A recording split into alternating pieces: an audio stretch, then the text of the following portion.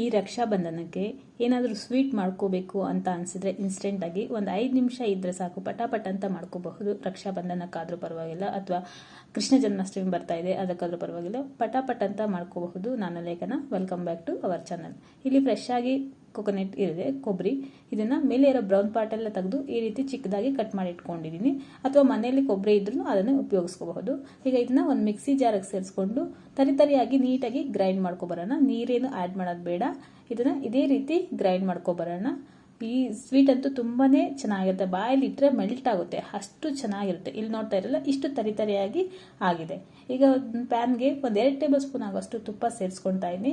ತುಪ್ಪ ಸ್ವಲ್ಪ ಚೆನ್ನಾಗಿ ಕಾದ ನಂತರ ನಾವೇನು ಗ್ರೈಂಡ್ ಮಾಡಿ ಇಟ್ಕೊಂಡಿದ್ರಲ್ಲ ಕೊಬ್ಬರಿ, ಅದನ್ನು ಸೇರಿಸ್ಕೊಳ್ಳೋಣ. 1 ಕಪ್ ಆಗೋಷ್ಟು ಮೆಜರ್ಮೆಂಟಲ್ಲಿ 1 ಕಪ್ ಆಗೋಷ್ಟು ಕೊಬ್ಬರಿ ಇದೆ. ಇದನ್ನು ಒಂದು 2 ರಿಂದ 3 ನಿಮಿಷ ಚೆನ್ನಾಗಿ ಹುರ್ಕೊಳ್ಳೋಣ. ಅದರಲ್ಲಿರೋ ಆಯಿಲ್ ಅಂಶ ಏನಿರುತ್ತೆ ಸ್ವಲ್ಪ ಬಿಟ್ಕೊಳ್ಳುತ್ತೆ, ಡ್ರೈ ಆಗುತ್ತೆ.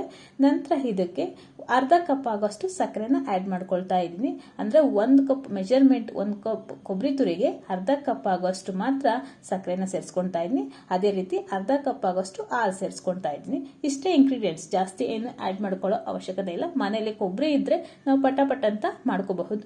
ನೀಟಾಗಿ ಮತ್ತೆ ಒಂದು 2 ರಿಂದ 3 ನಿಮಿಷ ಕೈ ಆಡಿಸ್ತಾ ಇದ್ರೆ ಅದು ಸ್ವಲ್ಪ ಕಲರು ಚೇಂಜ್ ಆಗುತ್ತೆ. ಸಕ್ಕರೆ ಹಾಕಿರೋದ್ರಿಂದ ಆ ಟೆಕ್ಸ್ಚರ್ ತುಂಬಾನೇ ಚೆನ್ನಾಗಿ ಕಾಣಿಸುತ್ತೆ.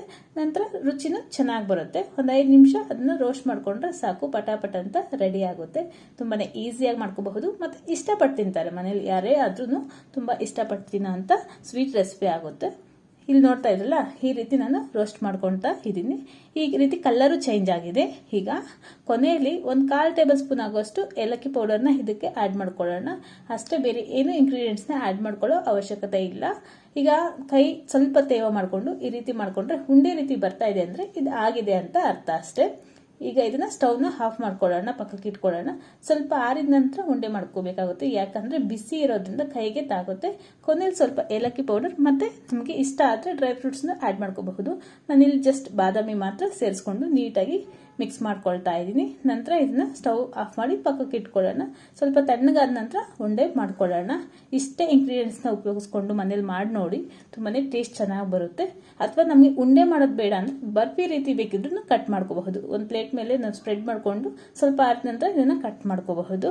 ಈಗ ತಣ್ಣಕ್ಕಾಗಿದೆ. ಈಗ ಇನ್ನು ನೋಡೋಣ, ಕೈಗೆ ನೀಟಾಗಿ ಈ ರೀತಿ ಉಂಡೆ ಬರುತ್ತೆ. ತುಂಬಾನೇ ಈಸಿಯಾಗಿ ಮಾಡ್ಕೋಬಹುದು, ಟೇಸ್ಟಿಯಾಗೂ ಇರುತ್ತೆ. ಇಲ್ಲಿ ನೋಡ್ತಾ ಇದ್ರಲ್ಲ, ಈ ರೀತಿ ಮಾಡ್ಕೊಂಡು ನೋಡಿ ಒಂದ್ಸಲ. ಮತ್ತೆ ಇಷ್ಟಪಟ್ಟು ಮಾಡ್ಕೊಂತೀವಿ. ಮನೇಲಿ ಕೊಬ್ಬರಿ ಇದ್ರೆ ಈ ರೀತಿ ಟ್ರೈ ಮಾಡ್ತೀರಾ, ಅಷ್ಟು ಟೇಸ್ಟಿಯಾಗಿ ಬರುತ್ತೆ. ಯಾರಿಗೆಲ್ಲ ಈ ರೆಸಿಪಿ ಇಷ್ಟ ಆಯಿತು, ಒಂದ್ಸಲ ಟ್ರೈ ಮಾಡಿ ಚೆನ್ನಾಗಿ ಬಂದಿದೆ ಅಂದರೆ ಕಮೆಂಟ್ ಮಾಡಿ ತಿಳಿಸಿ. ಇಷ್ಟ ಆದರೆ ಇದೇ ರೀತಿ ಇನ್ನಷ್ಟು ಈಸಿ ರೆಸಿಪೀಸ್ಗಾಗಿ ನನ್ನ ಚಾನಲ್ನ ಸಬ್ಸ್ಕ್ರೈಬ್ ಮಾಡ್ಕೊಳ್ಳಿ. ಮತ್ತು ಯಾವ ರೀತಿ ನಿಮಗೆ ರೆಸಿಪೀಸ್ ಇಷ್ಟ ಆಗುತ್ತೆ ಅಂತ ಕಮೆಂಟ್ ಮಾಡಿ ತಿಳಿಸಿ. Thank you for watching.